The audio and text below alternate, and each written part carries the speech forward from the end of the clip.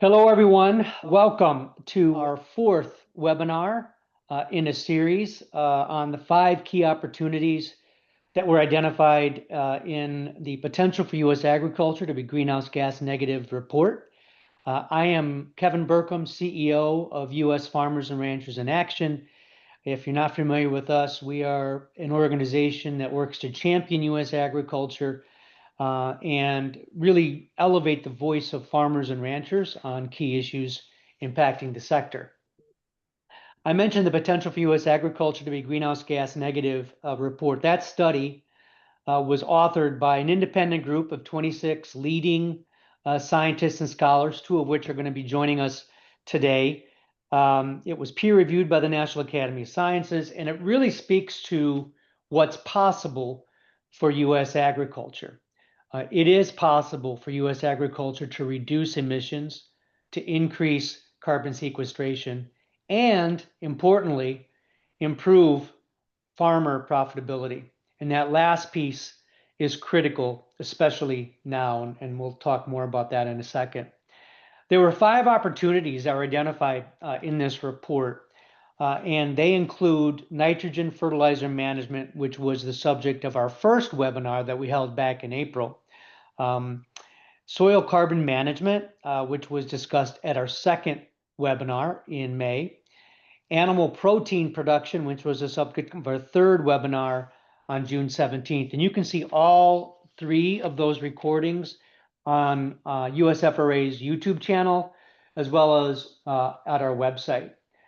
Today, we're discussing the 4th opportunity that was identified in that report, energy and energy use efficiency. The 5th, closing the crop yield gap, will be the subject of our 5th webinar, which we're scheduling for October. Mary Beth, if you can advance to the next slide. We are very fortunate to have a distinguished expert panel for you this afternoon. You're in for a treat. We held a speaker prep call last week, and I wish I'd recorded it because it was super engaging and informational. The experts on today's webinar aren't only experts in their field, they're also very good at sharing their opinions and insights, and I think that makes for a terrific webinar. I'd like to introduce Dr. Tom Richard of Penn State. He's also with the Global Council for Science and the Environment, which is a nonpartisan, nonprofit dedicated to improving the scientific basis of environmental decision-making. We're also joined by Dr. Marty Matlock of the University of Arkansas. Both Drs. Matlock and Richard are co-authors of the energy chapter of the report. Dr. Matlock also is co-author of the entire research report, and we appreciate all his contributions for that. In addition to Drs. Richard and Matlock, that particular chapter was authored by Dr. Greg Toma of Colorado State and Dr. Rob Annex of the University of Wisconsin at Madison. Today, Drs. Richard and Matlock are going to provide an overview and the key findings from that particular chapter. Other speakers today include Doug Bervin of POET. POET is the world's largest biofuel producer, a longtime supporter of USFRA as well, and Marilyn Hershey, a Pennsylvania dairy farmer with her husband Dwayne. Marilyn is chair of Dairy Management Inc., the National Dairy Checkoff, as well as immediate past chair of USFRA. Before we get started today, we have a few housekeeping announcements. This event is being recorded and will be uploaded to USFRA's YouTube and Vimeo channels. Please ask any questions, make any comments you would like in either the Q&A or chat function. We will be monitoring that and answering and responding in real time. I'd like to invite the speakers to be monitoring that as well. We may save a couple of those for the end of our discussion. With that, let's go ahead and get started. Mary Beth, if you can spotlight Dr. Richard. It's a pleasure to introduce our first speaker, Dr. Tom Richard. Dr. Richard, the floor is yours, please. Thank you very much. So as Kevin mentioned, I'm going to be overviewing the findings here with Marty filling in a little bit at the end. And I want to just emphasize that the focus of this was really thinking about ways to achieve carbon negative agriculture. And while our chapter focuses on energy, it connects to all the other aspects of agriculture as well, both crop production and live production, as I'll indicate in a few examples. I want to start by just pointing out really the scale of the opportunity. So this is a chart of the last 300 years of atmospheric carbon dioxide concentrations. I was born in the 1950s, so the line gets squiggly over to the right of the screen. It might, depending on your resolution, look a little bit thicker. And I'm going to highlight in the next slide the last 2 years. And what's really extraordinary about that annual cycling is how much CO2 is pulled out of the atmosphere in the northern hemisphere summer. Now, plants obviously are growing in both hemispheres, but there's a lot more land area, land mass in the northern hemisphere, and a lot of forest land as well as agricultural land.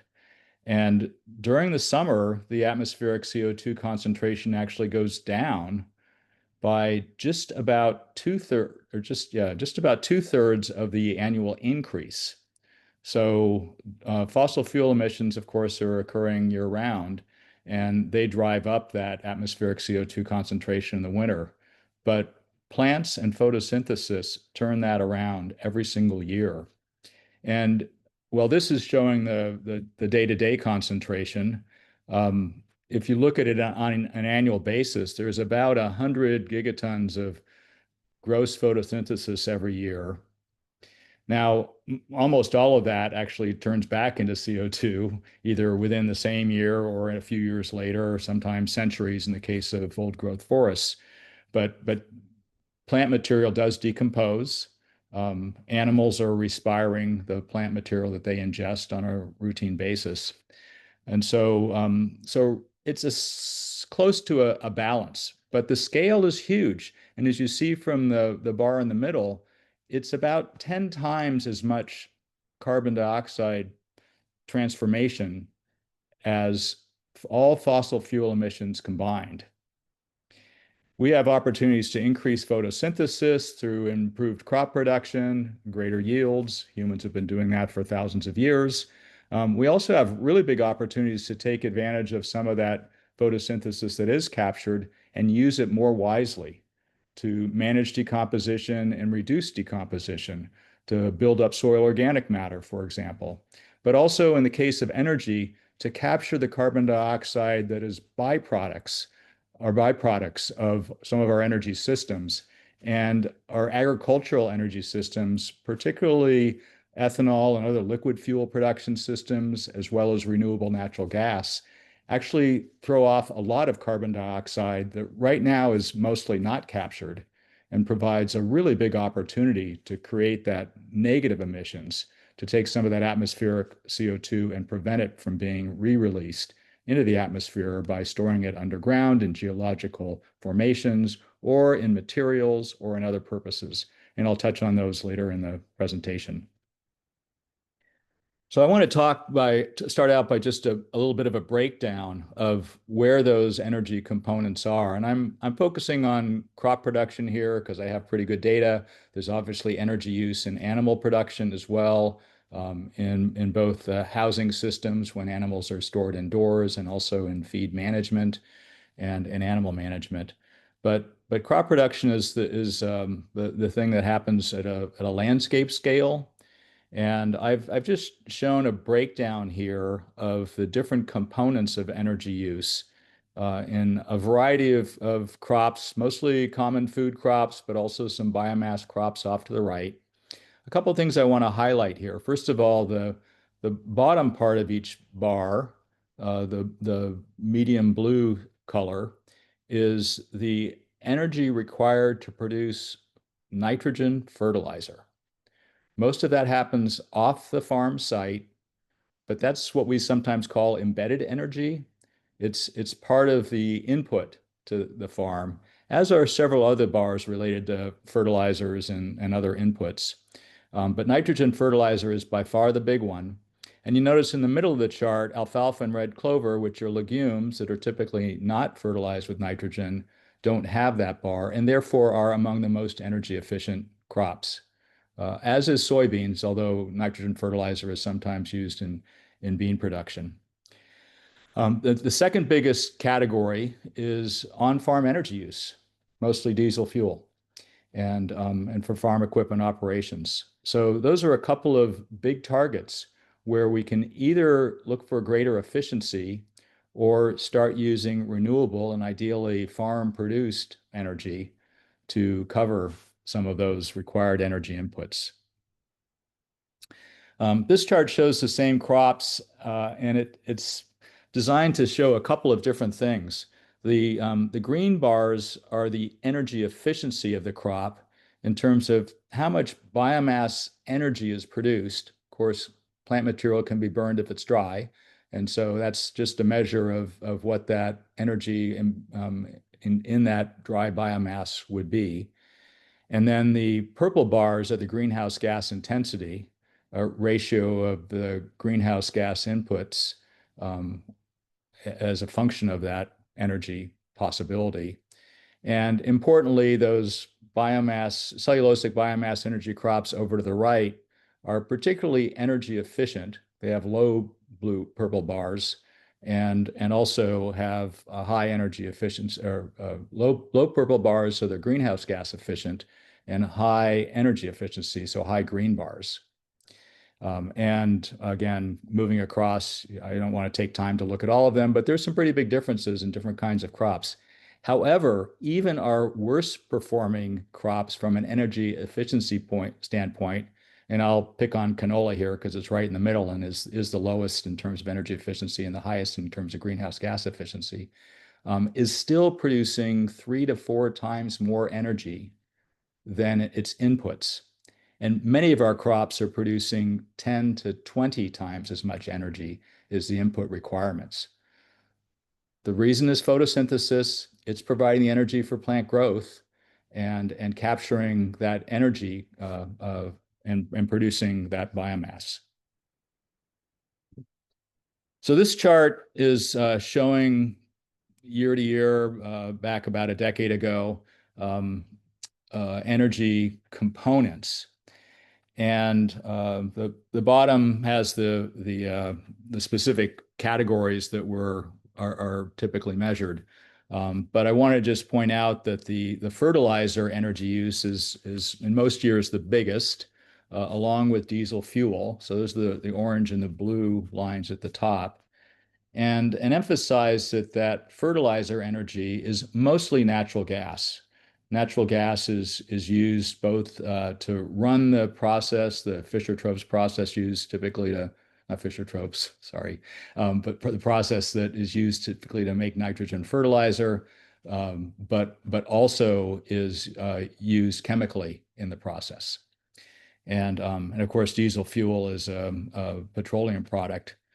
But as I mentioned earlier, there's now the possibility of renewable natural gas, which could cover also a good part of our electricity production, as it's about 40% of the input to electricity production in the United States today.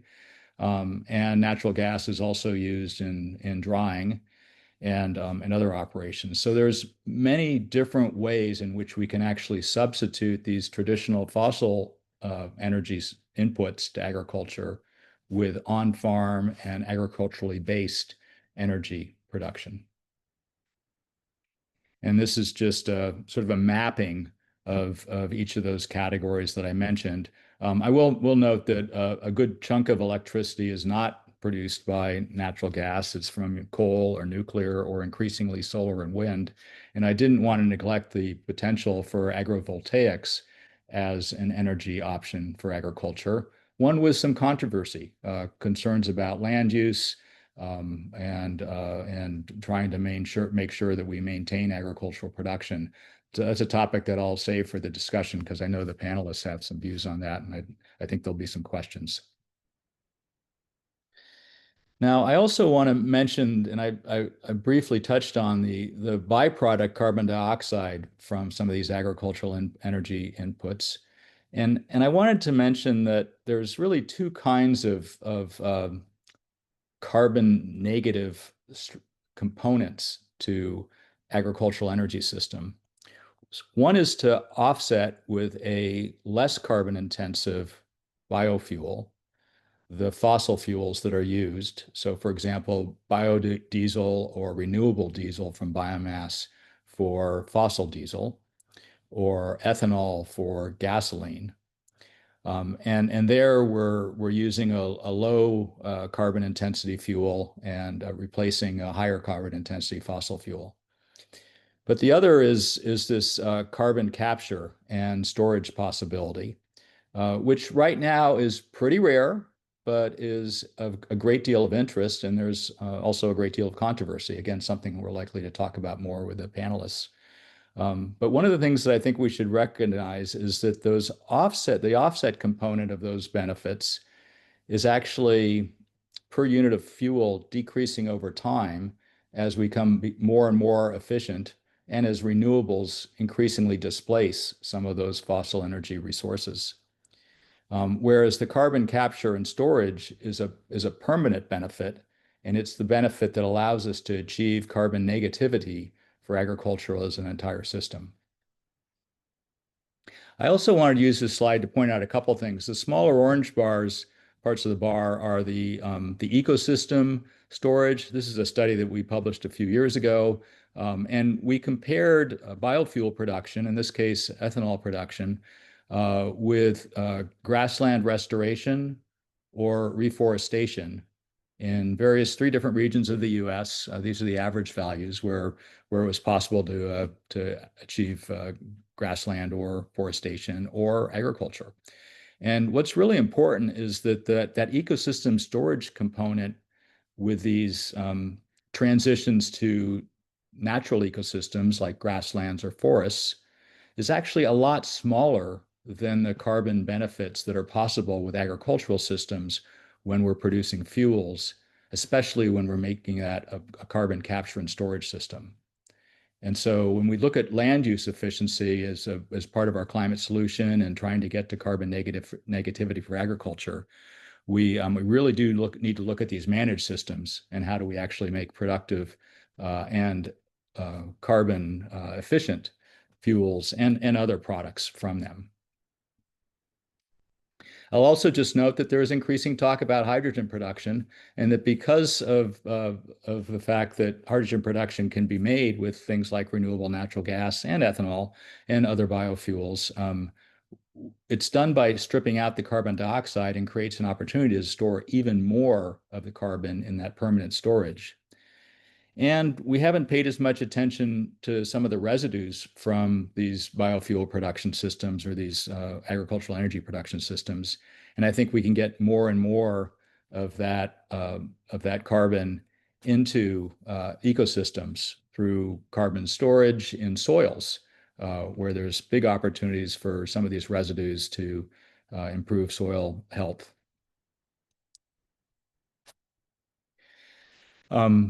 Carbon capture and storage in geologic formations does depend on good geology. This is a map produced a few years ago by Dan Sanchez at UC Berkeley, just showing what the pipeline structure might look like in the United States, with the light blue areas being areas with really good geologic storage potential, and the red dots being areas where currently there are ethanol production facilities. Unfortunately, not a huge amount of overlap between those two things, which has led to the proposal of a number of pipelines to move CO2 from those ethanol production locations where it's a byproduct to areas of the right kinds of geology. But when you get it to those areas of the right kinds of geology, the costs of injecting and storing it are actually pretty low, on the order of $35, $40, $45 a ton, which is less than some of the incentives that are available today, and also far less than some of the alternative carbon storage strategies that you might hear about, like direct air capture, where we essentially build these large artificial photosynthesis facilities to try to take CO2 directly out of the atmosphere and store it in geologic formations or elsewhere. I want to talk a little bit more about natural gas, because that's an area where agricultural energy has seen a lot of growth in recent years in terms of biogas facilities and the advent of renewable natural gas, which really didn't even exist a dozen years ago. The first facilities started coming along about 10 years ago, and they're still really small.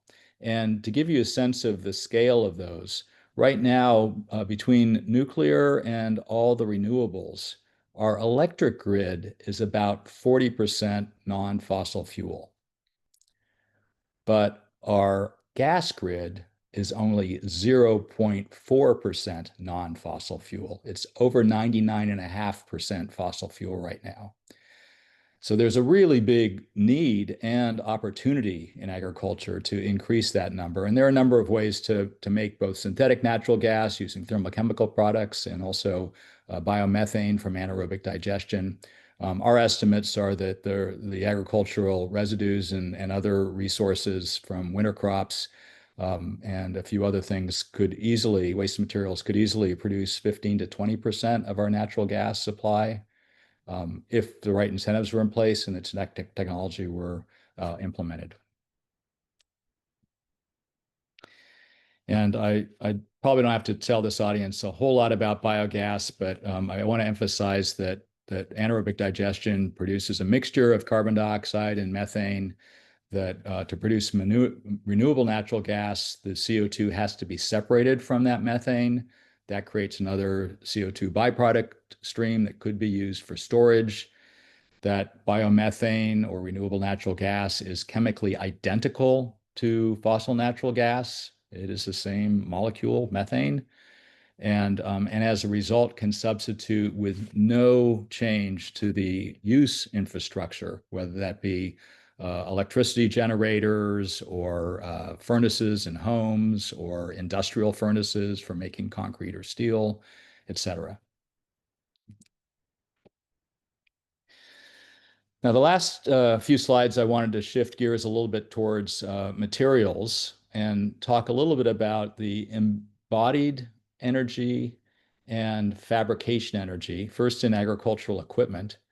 And this is some work developed by Otto Daring and a publication from 6 or 7 years ago. You can see that on the basis of weight, megajoules per kilogram, there's some variation, but rubber tires are a really big energy input for agricultural equipment, much greater than steel, and you can see that by those ratios. And when you look at the overall machinery, they're a large part of the weight as well. So using biomaterials to make rubber is something that is getting a fair amount of attention, but needs more, and is a big opportunity to reduce the embodied energy in some farm equipment.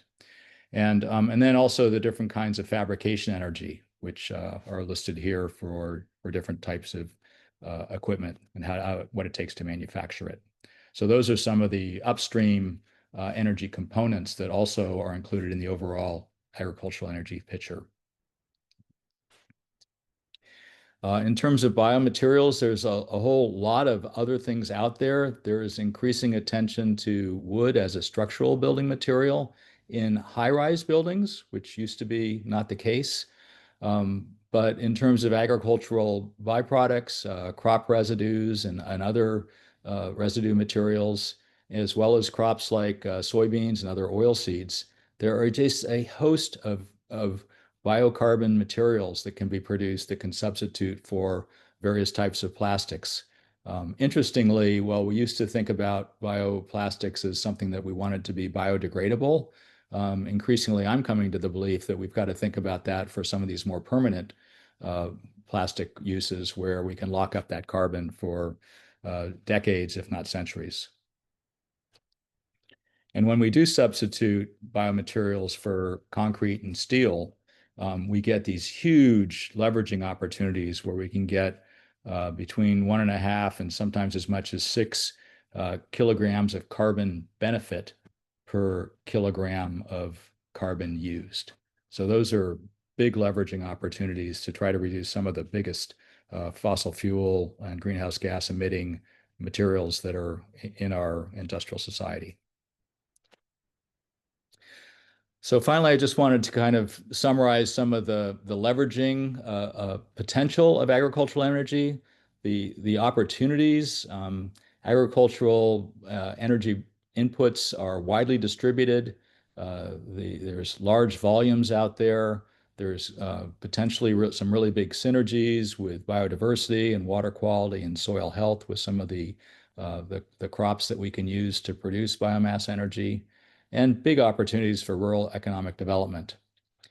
There are some challenges, and some of these are things that are particularly problematic when we try to uh, go carbon negative in some of the natural systems like soils, where we have questions of leakage and reversals and permanence and uncertainty. These industrial systems, like using biofuels, actually have a great deal more certainty because we really understand that material and it's less likely to change over time. So just to summarize, I think we need to take greater advantage of photosynthesis to help agriculture become carbon negative. Um, Figuring out how to do that in ways which maximize carbon storage by growing more plants, by increasing the carbon storage in soils and ecosystems, and by harvesting biomass sustainably. We know a lot about how to do all of those things. We just need to do them more. So with that, I'll stop talking and pass it on to Marty for if he wants to make any additional comments, and then back to Kevin. Tom, leave that slide up, if you would. Please. Yeah. Thank you for a great summary of that body of work. As many of you have heard, the University of Arkansas, we're focusing on a number of challenges that our Arkansas farmers are facing, not the least of which we've seen more Chapter 12 bankruptcies so far this year than we have since 2017. And just looking like it's going to get worse. One of the variable costs that most of our producers struggle with, as Tom indicated, that one of the high variable costs of production is energy. Diesel fuel, red diesel, the off-road diesel prices are bumping $3 a gallon again. It's hard to fix those costs. You have to long-term contracts for electrical power may be possible, but most of our farmers are dependent upon diesel for tillage and for other activities, even for running irrigation pumps or natural gas in some cases. So energy costs are a major risk factor that leads to failure of the enterprise. The ability to control energy costs by bringing the means of production of energy in-house is a major resiliency strategy. The opportunities for on-farm solar power, for electrification, for biomass production, for wind production, for on-farm use are profound. The cost, the capital cost can be sometimes high, but the benefits can be robust. We are strongly supportive of on-farm energy production as a means of increasing the resiliency of our producers' enterprises, because there's so many things we can't control. Control what we can. Sunlight is still free. We should be using it to our benefit. So with that, I'm going to turn this back over to our host, Kevin, and we can proceed. Thank you, Marty, and thank you, Tom. Much appreciated on that. And Marty, you had mentioned that last week when we had our prep call about the difficult situation your farmers are facing in Arkansas. I wish we could say that is isolated. It's a tough time in agriculture, and I think this is one of those levers that potentially could be helpful, as you mentioned, as a way to strengthen resiliency in many cases. We're going to continue the conversation and then have more questions at the end. I'd like to bring in our next speaker, who is Doug Bervin. He's Vice President of Public Affairs for POET. As I mentioned earlier, POET is the world's largest biofuel producer and a global leader in sustainable bioproducts. Doug is also on the executive committee of USFRA. He is a passionate advocate for the potential of agriculture to help solve some of the world's greatest challenges. Doug, welcome, please. Go ahead. Thank you, Kevin. Can you hear me okay? Yes. Can you see the slides? We can, although I think you may not be in presentation mode. Oh, or you're seeing the other, Yeah, we're You're seeing the cool. next slide, I think.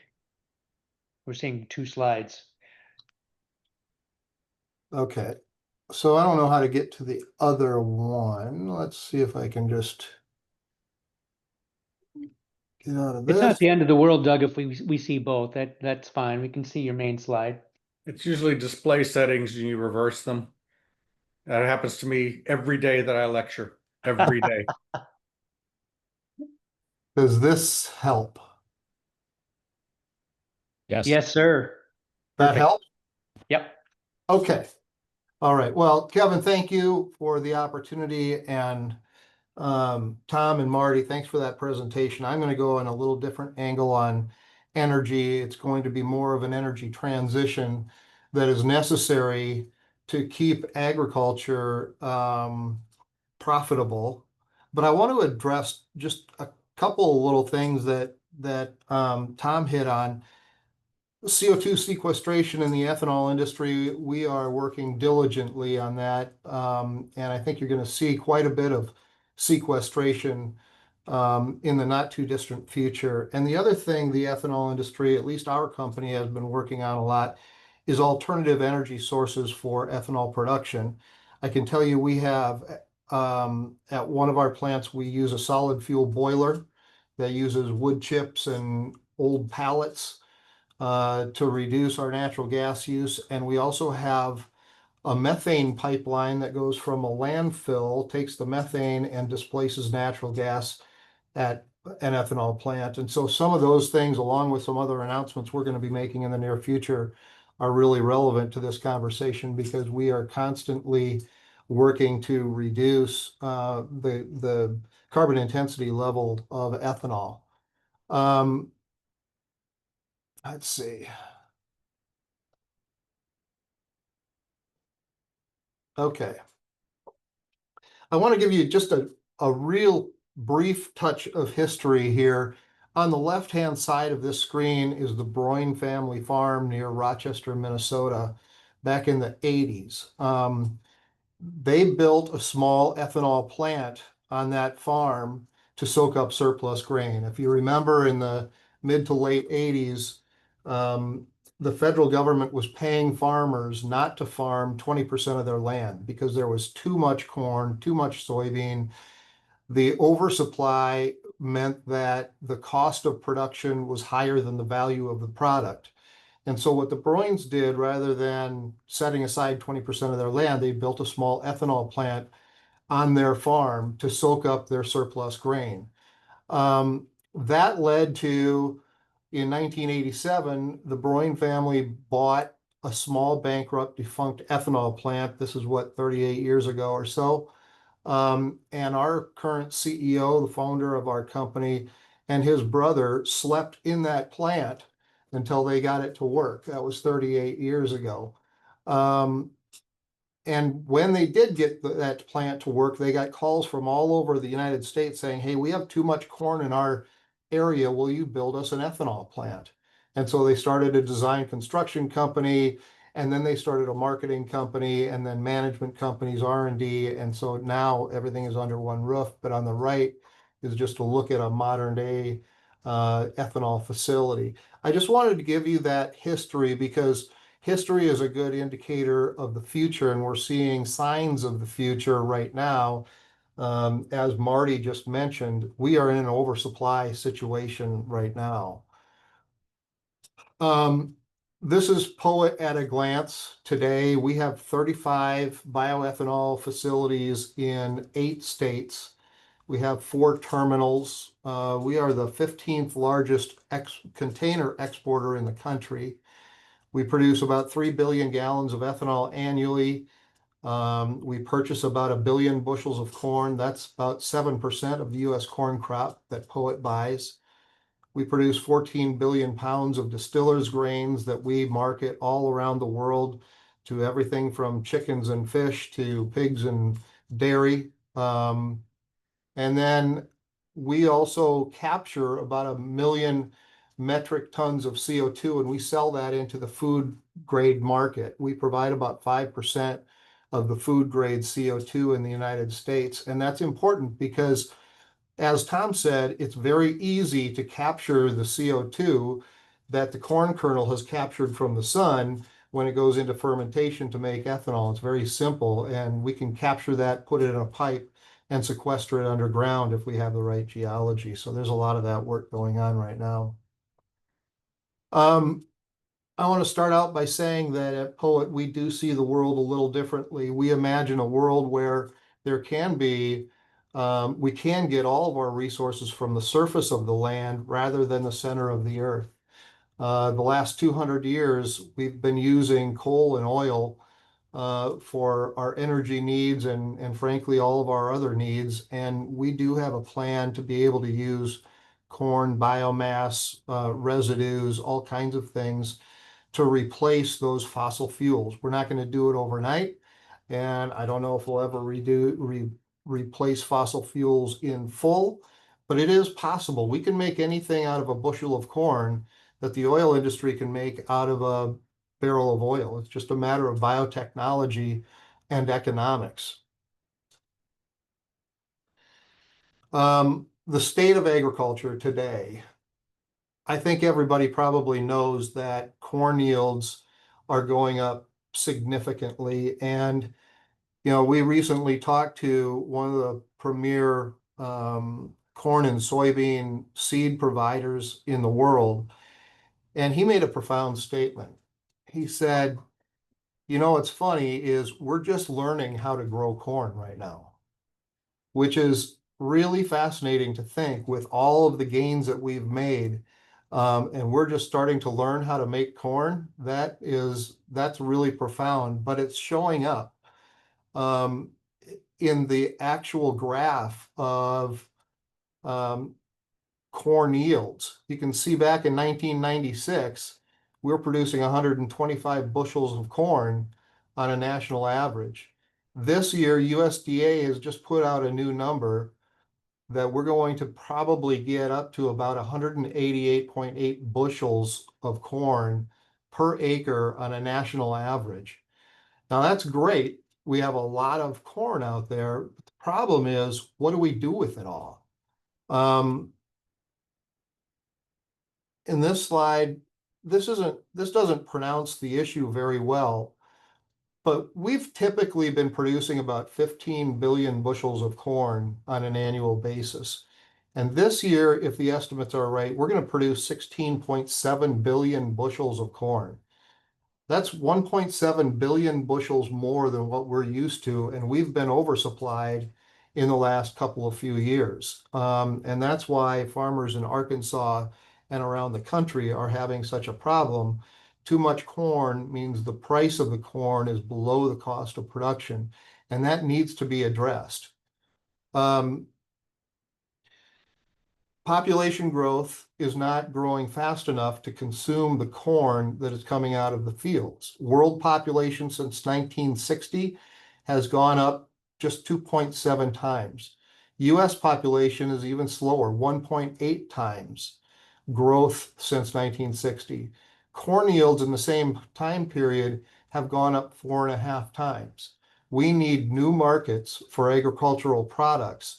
And that's why I'm saying that the energy transition that we talk about on a regular basis is necessary, because if population growth isn't keeping up with yield improvements, we need different markets for these products. And ethanol, biodiesel, and a number of other energy sources are going to be what keeps agriculture profitable going forward. We need more markets for agricultural products going forward. This points out the importance of the bioethanol industry. Bioethanol is currently processing, it's the largest market for corn in the United States. We buy about 37% of the US corn crop on an annual basis as an industry. Now, that's very different than saying we consume 37% of the corn. We only consume the starch of the corn plant. All of the protein, the fiber, the oils go right back to what corn has typically been grown for in the past. So we are not depleting the world of nutrition here. We're enhancing the world of nutrition. Can you imagine a world if there wasn't ethanol production in the United States and we put 37% of the corn back on the American farmer? What would American agriculture look like, and what would global agriculture look like? It would look similar or worse than it did in the late 80s, when the government was paying farmers not to farm their land. It would be a very, very dire situation. Land values would be going down significantly. I would say suicide rates would be up. Bankruptcies would be through the roof. We would be boarding up rural America. It would be an awfully sad scenario. So what I'm saying is, as yields continue to grow, we need to continue to grow the markets so that we balance grain supply and demand, so there can be a margin in agriculture. That's how farmers will invest in climate smart practices and these energy systems that we're talking about, to make agriculture less carbon intensive going forward. Without that margin, I'm afraid these new practices will not be employed.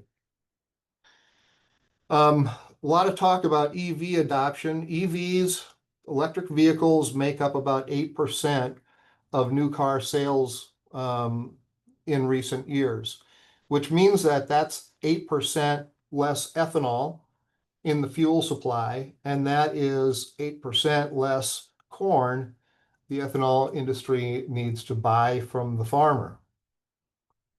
Another stark reality is that vehicle gas mileage has been improving significantly. Since 2005, gas mileage has improved in the fleet by 39%. That's taking market share away from ethanol and reducing the amount of grain that we need to use to make ethanol. So what I'm saying is population growth isn't keeping up with yields, and the markets for ethanol are actually stagnant to declining because of some of these latest technology improvements. This graph shows an important story. If you look at the green line from 1980 to today, that represents ag land value. I would argue that would also represent ag incomes and a number of different things. The black line represents ethanol production. So you can see that in the 80s, land values were going down because of too much grain and all the bankruptcies and suicides in the country. Ethanol production and biofuels in general started to grow, and you can see that land values followed it very, very closely. This is the blueprint, we believe, that we created in the Midwest over the last 40 some years, that we can implement into other developing nations around the world to help stimulate agriculture and create an economic engine that can liberate and accelerate the independence of many nations. I was just on the phone with some folks from Ghana this morning who want to take this model and implement it there through agriculture. We don't need more land. We need to manage the land we currently have better around the world, and we can certainly do that. This graph shows undernourishment and biofuel production. There's been an argument that if you're putting corn in a gas tank, you must be starving people around the world. Well, since 2000, since the ethanol industry and biofuels have grown, undernourishment has gone down while biofuel production has gone up. And that's a product of balancing the grain markets in agriculture in the United States. If we aren't soaking up the surplus grain, we are shipping cheap subsidized grain around the world, and that is stifling global agriculture. And that's what we have been doing for generations, subsidizing the American farmer, sending our cheap grain around the world so that farmers around the world can't afford to farm. We need to change that scenario, and we can do that with more biofuels, frankly. Now I want to get into what the potential is. Stanford did a study not too long ago, and what they came up with was that there's an estimated 1.7 to 1.4 billion acres of abandoned agricultural land, previous farmland that has been abandoned. Now, to put that in context, we farm about 350 million acres in total in the United States. So with more than 1 billion acres abandoned around the world, there is tremendous potential to put that back to work if we need to. But something maybe even more stark is the acres, or is the bushel per acre by country around the world. As I mentioned, last year, the United States produced 179.3 bushels per acre. This year, we will do somewhere closer to 185 to 190 bushels per acre. That's in stark contrast to the rest of the world, who averages 59 bushels per acre. And a lot of that is because the United States has subsidized grain and have shipped it around the world. Now, we have 210 ethanol plants in the United States, which are balancing grain markets. Can you imagine if we would put 200 ethanol plants in countries in Africa and taught them some modern ag practices? We have done that with Seeds of Change, which is our philanthropy arm. And we're seeing in 2 growing seasons, just with proper practices in agriculture, a 5 to 9x increase in yield production in these countries. It can be done. They just need the markets so that they have a margin so they can invest and innovate. That's the positive thing. Now, so we took those 2 aspects, the abandoned land and the fact that the rest of the world is producing 59 bushels per acre, and we ran a couple scenarios here on what we could do with that land. Scenario 1, we utilize 25% of that abandoned land and we plant corn on it. And we just get an average yield of 57 bushels per acre. In that scenario, we would produce an additional 17.8 billion bushels of corn. We could make 55 billion or 51 billion gallons of ethanol out of that, reduce emissions by 213 million metric tons, and feed 331 million people their daily dose of protein. Scenario 2 is plant corn on 25% of that abandoned land and get an American average bushel per acre on that land. If we did that, we'd produce 55.8 billion bushels of corn. Now, keep in mind, the United States is producing 15 to 16 billion bushels of corn total. We're talking about an additional 55 billion bushels of corn, which we could make 160 billion gallons of ethanol, reduce emissions by 666 million metric tons, and feed an additional billion people through distillers' grains. The final scenario was plant corn on 25% of the abandoned land and raise global average yields to 179 bushels per acre. We would produce an extra 98 billion bushels of corn. We could make 283.2 billion gallons of ethanol. That's basically replacing global gasoline supply just with that corn. Reduce emissions by over 1 billion metric tons and feed 1.8 billion people. The reason I'm showing you these scenarios is because there's a lot of talk about sustainable aviation fuel, marine fuel using ethanol, higher blends of ethanol in the United States and around the world.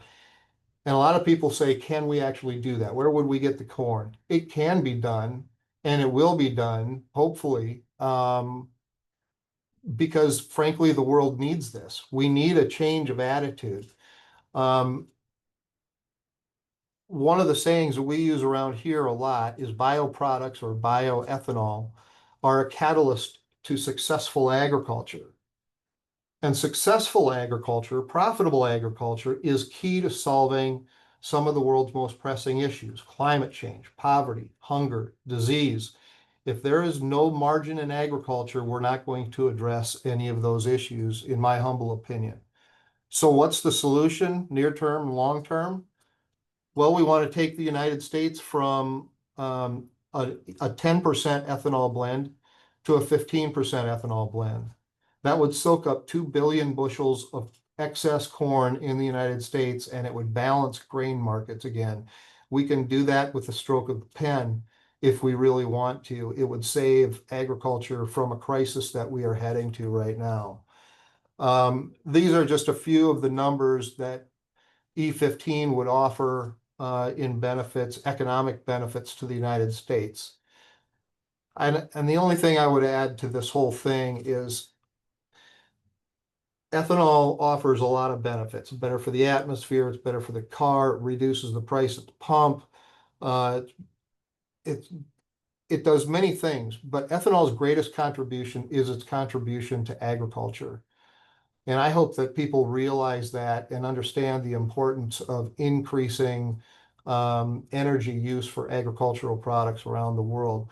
Kevin, with that, I'll leave it to you and look forward to any questions that anybody might have. Thank you, Doug. We're gonna keep on going here, but you've raised a lot of interesting topics, and I know in the discussion we want to talk a little bit more. You mentioned food versus fuel, which is a common sort of criticism typically that comes up, and I know that that's a topic we just want to address. It's unfortunate we continue to talk about that. The other thing that you mentioned that should be pointed out is the American farmer is the best in the world at growing corn. There's just no doubt about it. And it is important to rural economies, as you reference as well. So lots of opportunities in the energy space. And it's all very complex as well. But with that, I want to bring in Marilyn Hershey. Marilyn, as I mentioned, is chair of DMI. Marilyn and her husband, Dwayne, installed a methane digester 8 years ago, I think, on their farm in Pennsylvania. And she's going to talk more about that and her experience with on-farm energy production. Welcome, Marilyn. Oh, thank you. And you'll see a picture of our farm. If I also have, I need to share screen. I'm not real good at this, but we're going to give it a try anyway.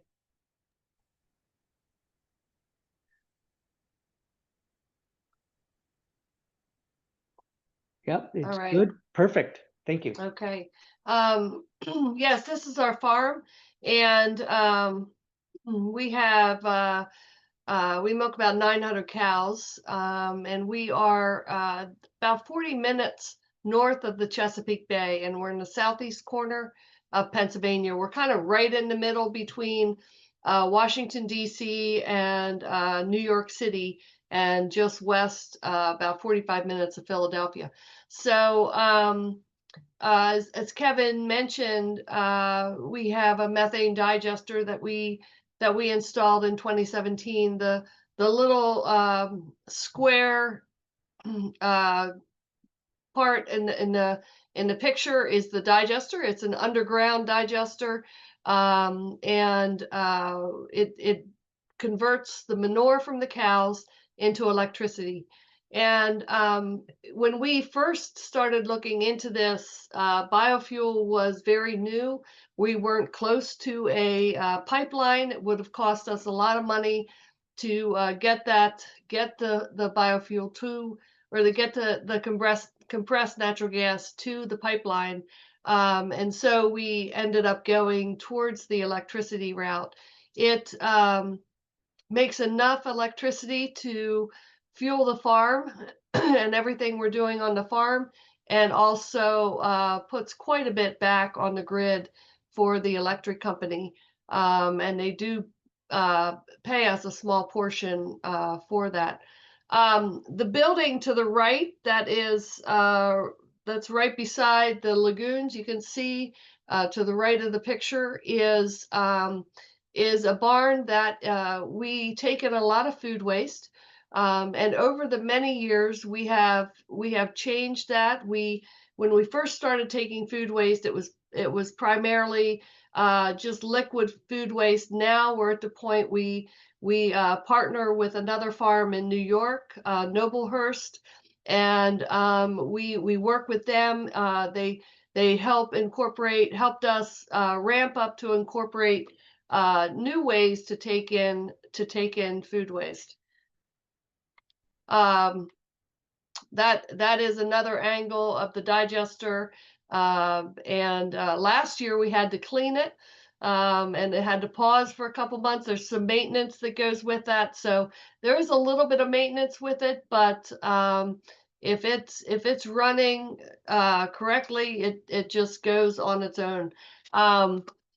We have, as I was saying about food waste, we incorporate quite a bit through the digester. We more than 50% of the methane of the product going into the digester is primarily cow manure, and that is a requirement for us. But as you can see in this picture, we have pallets and pallets of liquid waste, and this product would normally be going into a landfill. And so it's turned away for, it's mislabeled. Most of the time it's a mislabeling. For example, we had an alcohol product a couple weeks ago, and it was labeled at 9% alcohol, and it was really 7%. So they can't sell that. And if we don't take it, they have to put it through a landfill. So what we do is we put it through a machine. It crushes the can. The can goes one direction, is recycled. The liquid goes toward the digester and is used to incorporate, used to make gas for the digester. On the right side of this, I wanted to mention this is fruit that we bring in from. It's seasonal. It's not a year-long thing. It's mostly in the winter and spring, early spring. But there's food that's brought from other countries into the United States, and at the docks they have to go through the produce, the produce and the vegetables. And if it's not fit for human consumption, it has to go to a landfill.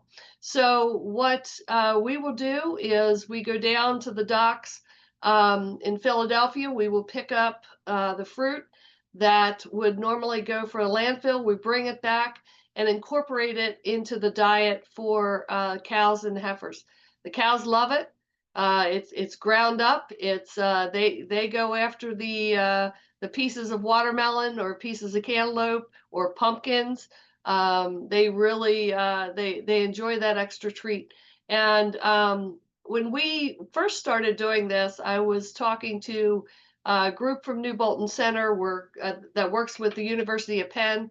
They're our vet service, and we work with them a lot. And one of the head people at New Bolton, he didn't have an exact figure, but he said it could be up to 10 times less emissions going into the air by running it through the cow, as opposed to putting it in the landfill and just letting it stew in the landfill. So I feel like that's also a way that we're able to recycle and incorporate some environmental practices on the farm.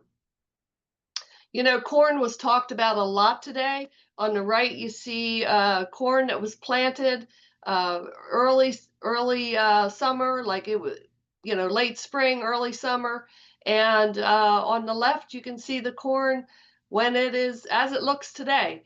And you know, in a few days, the corn will be off of the field. We actually started our corn chopping today. All of the corn, nearly about 650 acres, is used for corn silage. So it's chopped up and it's put into a trench area, and then we use that to feed the cows. And so unlike, Doug was talking about corn production for ethanol, our corn is used for feed production for the cows. But I did appreciate Dr. Richard spending a lot of time talking about the value of sequestration, the value of quality soils. It's really important that we have the nutrients to be able to have the healthy soils. We have, being this close to the Chesapeake Bay, I feel like this has been something we have focused on as farmers for as long as I can remember.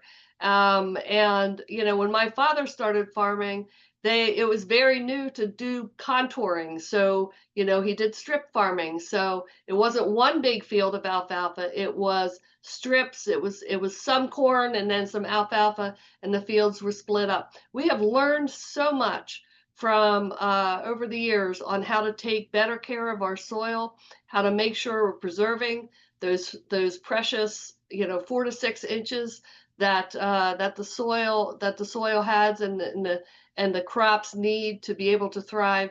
And it's just amazing to me to watch the development of corn, and the development of the soil and what we've learned. Our cows are producing more. Their components are higher. Their fat and protein are higher. Some of that goes back to the genetics of the cow. Some of that goes back to the development of corn and how it has come a long way. So it's really it's encouraging to me to see the science behind everything we do as farmers. It just continues to grow, continues to develop, and we can make improvements. Someone mentioned in the comments earlier about our farmers doing, putting some of these practices in place, and yes, but also it was mentioned, these things come at a cost, and so it is not putting in, making improvements on the farm is not an easy task. And if it falls back to practices that are too costly, it's difficult for farmers to invest in that. If I have to make a decision at the end of the year, do I make improvements or do I feed my cows? I'm most likely going to feed my cows, because that's we have to take care of the animals. Another energy savings that Dwayne and I are implementing this year is called a direct load. So with the milk goes, typically the milk will go from the cow through filters. It'll cool down. It goes through a plate cooler, which helps to cool it down a little bit, but then it goes to a milk tank. And in that tank, it's stored and cooled down even more until it can go on a truck. Because the tanker on the truck, when it goes to the plant, it has to be between 38 and 40 degrees. And if it's any higher than that, the milk is turned away at the milk plant. And so it's critical that we have that our milk is cooled down before it leaves the farm. And when it gets to the tank inside the barn, it has to have several compressors. It's a lot of energy. It's a lot of effort to get that milk cooled down to a certain level quickly. Whereas when you have a direct load system, as we're putting in now, it runs through filters and certain coolers that it gets it cooled more naturally, it gets it cooled faster, and then it goes on the tank. So it's quite an energy savings, but it's also quite an investment. And we had a lot of we had grants, a lot of climate smart grants the last year and a half, and then things slowed down. We were actually on board to have grants, and then we were told, well, maybe not. And so, we have to decide, is this something we continue to invest in, or is it not? And so I would say it's, these practices that we have opportunity to put in place and to become more efficient. It's wonderful to be able to do that. But again, it has to make sense financially, and it has to be a profitable decision on the farm. So Kevin, I realize you and I were talking this morning, and you said, hey, how about a picture of the creamery? Last year, our daughter decided to quit teaching school and come back to the farm, and she's making ice cream. And I guess I was so busy making ice cream, I forgot to take a picture and put it in here. But we're excited to have our daughter on the farm, and she enjoys making ice cream. The name of our farm is Arjoy. It's ARJOY Farms. It's after Dwayne's parents, who started the farm back in 1965. We both come from many generations of dairy farmers, but his parents started this farm in 1965, and her creamery is Our Joy Creamery. So you can follow it on Instagram or Facebook. She does a wonderful job marketing online as well. So sorry I don't have and I can't send samples. It's pretty good. It's pretty dangerous around the house, I'll guarantee you. Thank you, Marilyn. It really is sounds like a family affair there on the farm, and I'm really glad if we can bring Mary Beth, the rest of the speakers up on Spotlight, please. I'm really glad that you brought up the financial aspect of it, because I know that had to be a huge decision 8 years ago when you decided to put that digester in. Can you walk us through that? Because I know there are Sure. other farmers probably considering something similar. Maybe they're not able to, but if they are, like, what was that process like? How has it been? I have to believe you've learned a ton in those last 8 years. Can you talk a little bit about that experience?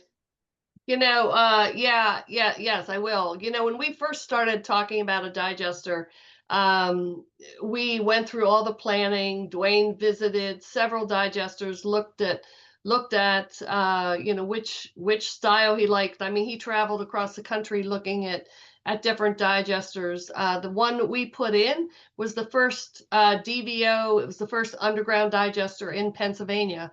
Most of the others are it's like a balloon, and it's a big pit that's covered, and so it's more exposed than our digester is. But this is the one that he liked. But when we first started looking at it, and we penciled it out, and we looked at it with our financial consultants, it wasn't going to work. So we let it go for about 5 years. And we decided, we looked at it again. We weren't quite ready to let it go. You can see from the picture behind us, there are a lot of houses around. I was amazed when I traveled to New York and Vermont a couple months ago. That is so remote. And I'm like, we have houses all around us.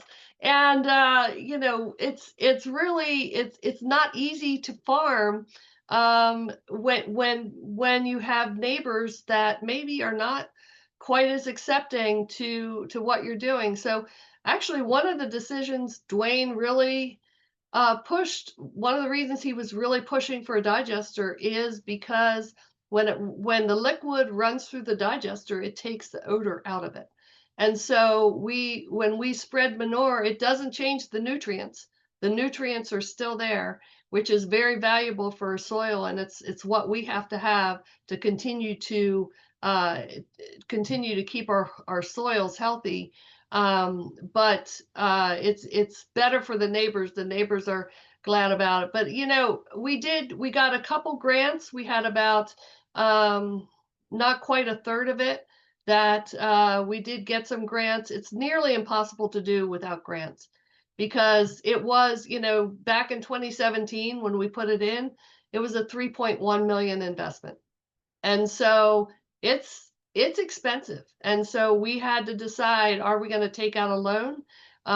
Which we did, a very healthy loan, which, if you don't, farmer told me one time very early in my farming career, when I was very nervous about purchasing the farm, he said, look, debt is a tool, and you can use debt as a tool. And so I had to keep that in mind, that yes, it's an investment.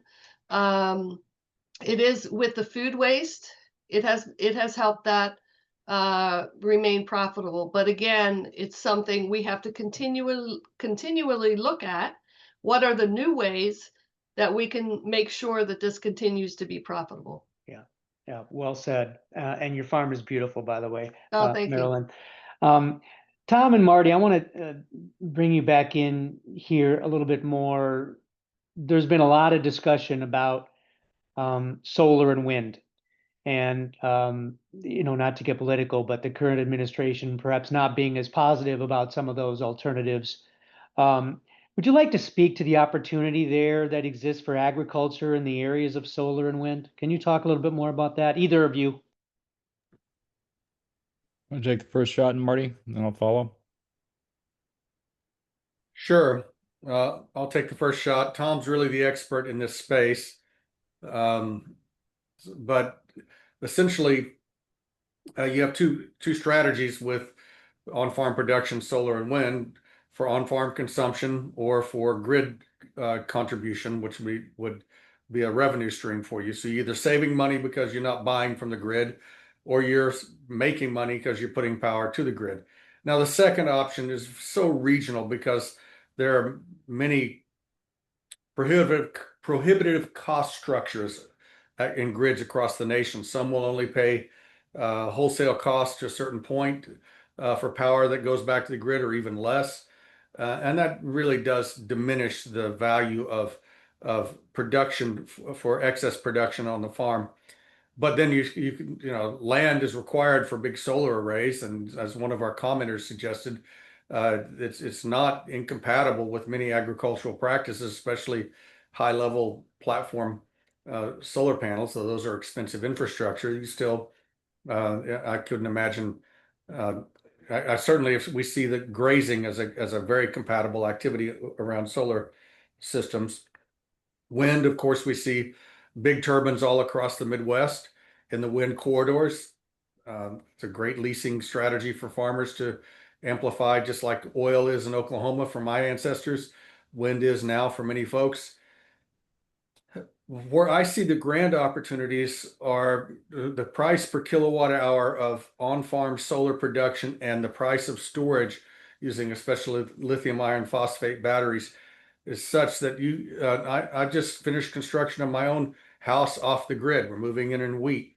I've been saying that for 3 months, but we really are moving in a week. Plumbers are there today. And so the cost has become accessible, and in fact, in some ways competitive with running a wire a half a mile down a road.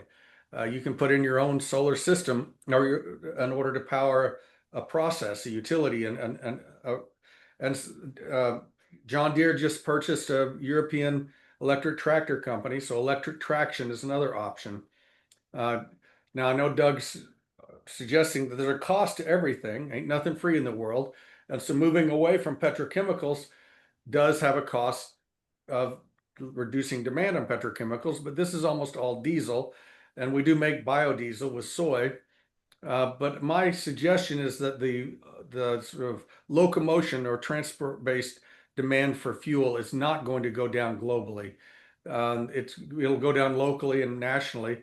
What's really driving the cost down is the fact that we're pumping more out of the ground than we ever have in terms of geochemical or petrochemical energy. And so the competitive demand is diminishing. So I see it as one of the few true levers that's cost effective for an agricultural producer to reduce grid costs and to increase flexibility for power. Tom? Thanks, Marty. Yeah, great comments. Nothing to disagree with there. I do think, as you said, there are trade-offs everywhere. And one of the ones that's been raised with particularly solar is, what about the agricultural land? What about food production? Questions like that. I mean, Doug actually gave a really strong argument for that's not something we need to worry about. To the extent that there's a problem with production of food in America, at least, we have a century of very strong evidence that it's not a shortage of food, it's an overabundance of food that's our challenge. We just produce more than we can supply and more than the rest of the world can afford to buy. So I think we need to find markets for food, but we also need to think about a variety of uses for land. Agrivoltaics, and there's a good example of an innovative strategy in the chat. I think people can follow that link if they want to look at it. Is something that has got a lot of potential in some areas. It does vary. The further east you go, the more agriculture is limited by sunlight rather than moisture. So if you soak up some of that sunlight with solar panels, that means you're going to get a lower yield. Some crops can tolerate that, but other crops can't. If you're going to do corn production under solar panels, those recycled steel panels that are in the chat link have to be 14 feet tall to be able to have equipment passing under that.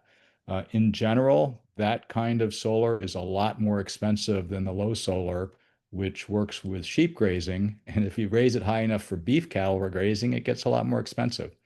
So there are trade-offs, but I do know from both my time working in Iowa and also just travels around the country, wind is a pretty interesting option for rural America. It doesn't take up a lot of space, produces a lot of electricity, and between wind and solar, those are the two cheapest forms of electricity we have right now. And that's even the case when you add the battery backup power. So, you're able to do it off the grid for an individual home, Marty, but we can do it as a society, and we need to do it to some extent.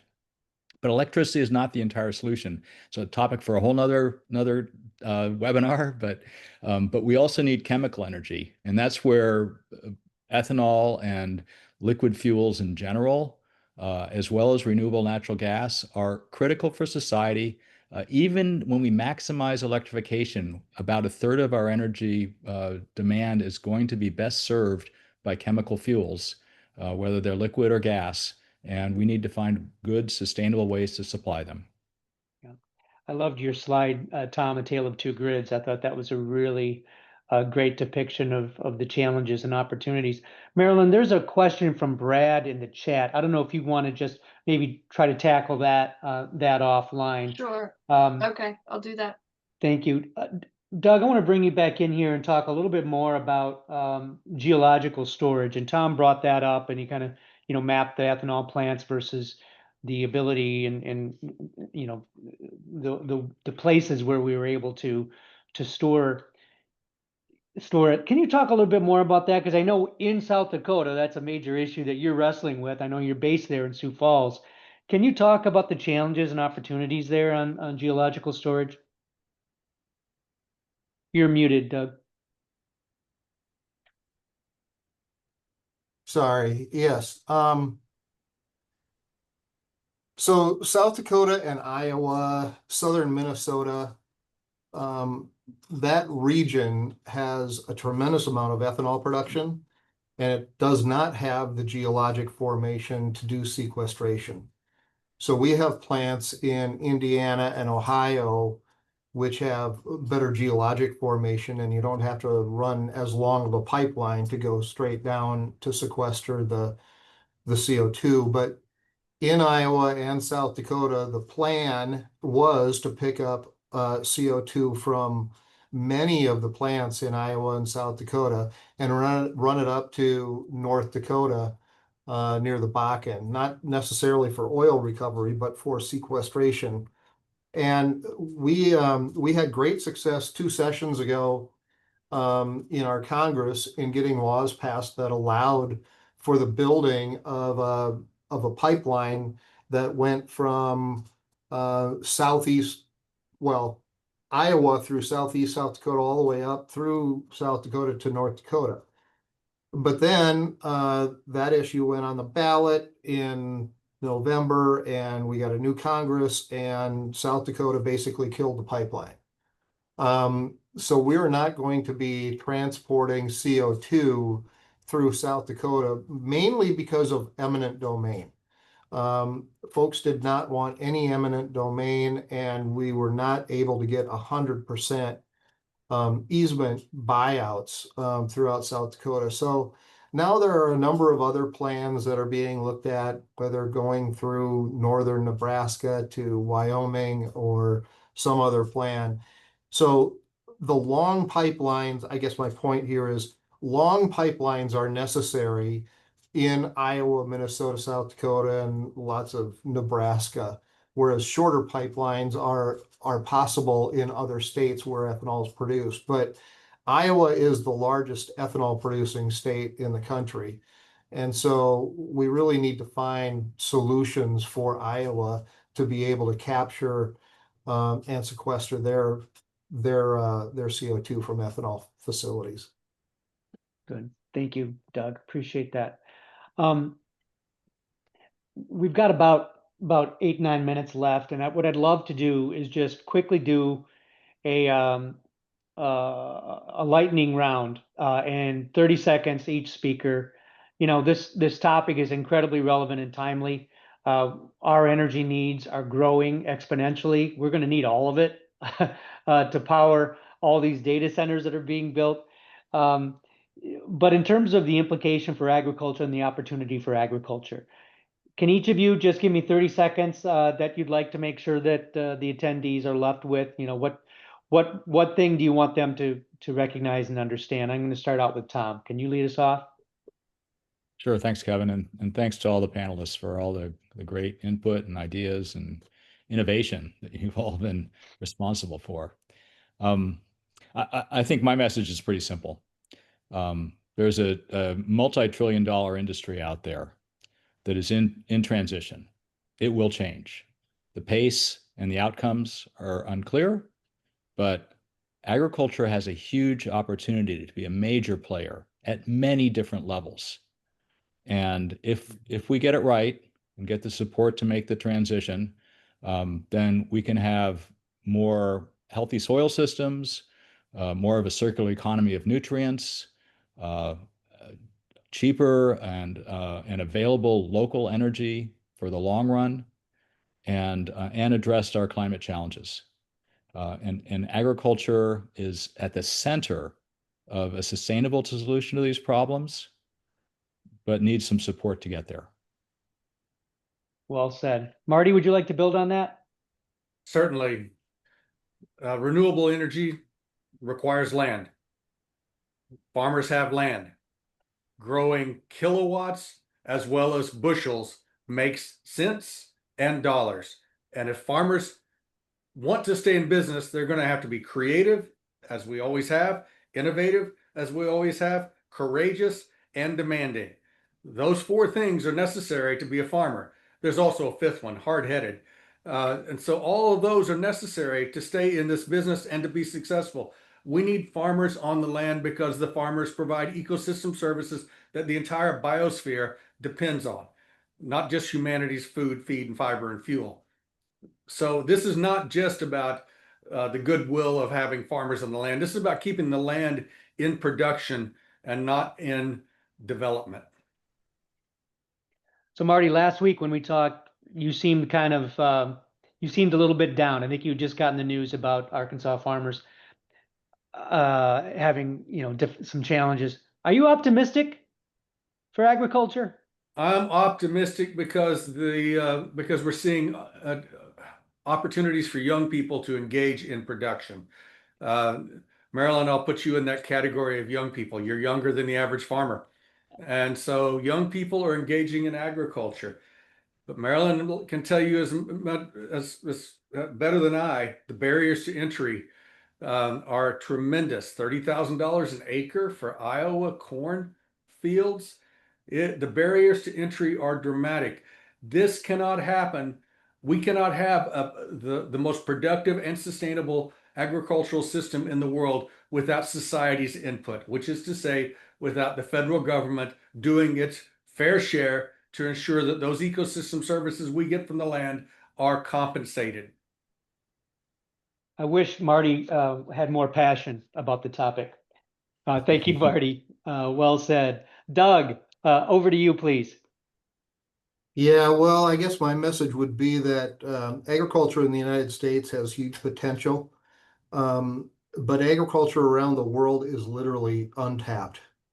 And I mean that absolutely profoundly. We are starving the world by thinking that cheap grain means cheap food. cheap grain means farmers can't afford to farm. We need to have markets that balance grain markets. And the only market that can grow fast enough today is the energy market to soak up this surplus grain. If agriculture is going to be profitable, we've got to soak up the surplus grain with biofuels and other energy sources. I would also say we don't need more land.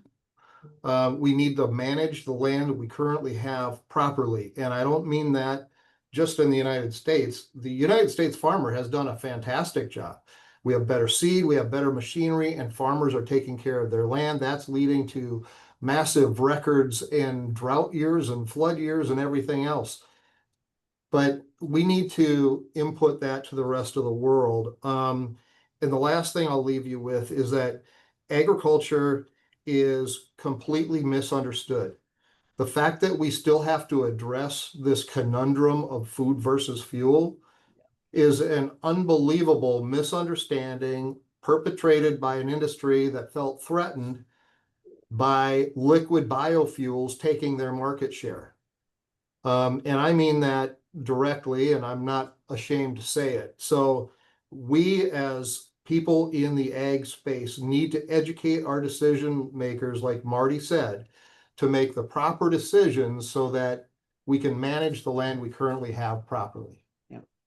I told you all, strong experts know their field, plus they have strong opinions, and I think that's great. Marilyn, the final word, please. Okay, well, it's hard to have the final word when the three before you are saying the same thing you would, but just want to reinforce, we need innovation, we need science to back it up. We need to be able to continue to, farmers,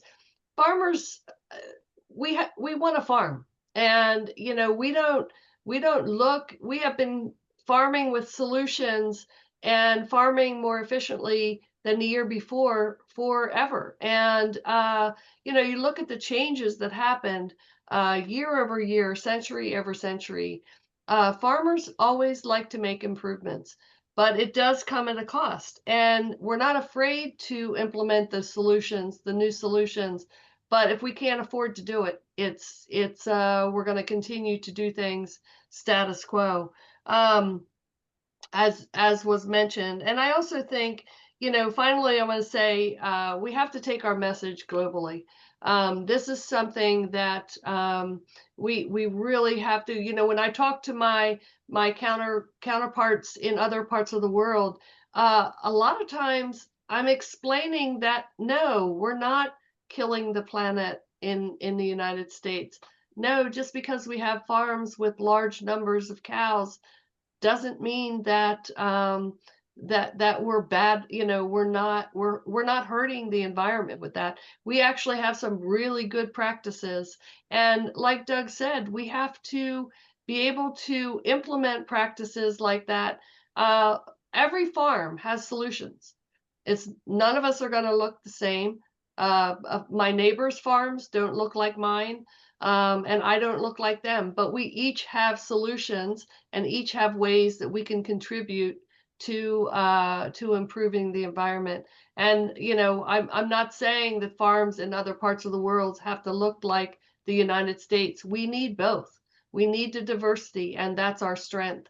But we have to be able to respect and understand that we can help each other out. We can understand. We in the United States can understand better what they need, and they in other parts of the country can understand what we need. So it's a win-win if we keep the communication lines open and respect. And that's why you had the final word. I just loved the innovation message. It's what farmers have always done. This myth that farmers are reluctant to innovate is a misnomer. It's just inaccurate. And I love your message about efficiency, doing more with less. The American farmer is amazing at that.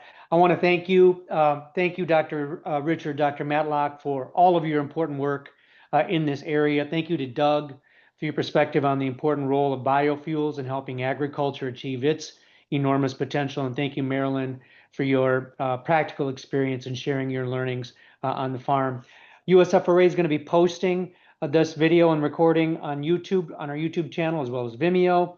Our next webinar is going to be on the closing the row crop yield gap. That will be scheduled in late October. We'll get back to you with details as to the specific date and time for that. And with that, we'll let you all go. Thank you for attending and enjoy the rest of your afternoon. Appreciate it.